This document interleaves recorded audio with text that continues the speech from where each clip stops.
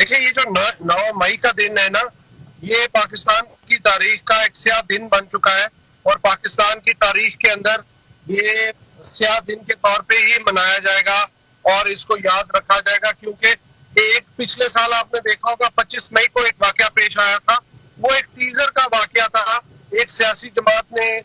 इस्लामाबाद के कैपिटल के अंदर आग लगा दी थी, गाड़ियों को जला दिया था और निजी अमलाक को नुकसान पहुंचाया था। और उनका पूरा इरादा था कि वो रेड जोन के अंदर एंटर हो जाते और सरकारी इमारतों पे काबज होके parliament house, prime minister house और रेड जोन में बहुत सारी एम्बेसियों के अंदर घुस के इन्होंने ये वारदात दहशतगर्दी की करनी थी, लेकिन ये नहीं वो कर सके। और वो ये जब इनको मौका मिला 9 मई को, जब इमरान खान साहब को गिरफ्तार किया और सारा मामला हुआ, तो उसके अंदर इन्होंने उसी चीज की कसर निकाली और इन्होंने आप देखे सरकारी इमलाक को नुकसान पहुंचाया और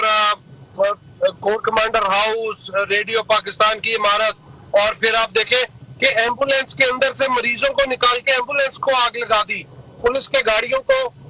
इन्होंने आगे लगा दी। और कोर कमांडर हाउस, जिना हाउस, जो कि 1943 में कायदे आजम ने खरीदा था, उसके अंदर ये इन्होंने घुस के कायदे आजम की जो यादाश्तें थी और लेगेसी थी उसको इन्होंने आगे लगा दी। बेसिकली ये मुल्क दुश्मन जमात है, मुल्क दुश्मन काम करने वाले लोग हैं और इन्होंने ये जो दहशतगर्दी का सबूत दिया है पाकिस्तान के कायदे आजम की प्रॉपर्टी के अंदर घुस के, और ये एक सरकारी इमारत थी, खास तौर पे कोर कमांडर का घर था, एक फौज के इदारे पे वो लोग जो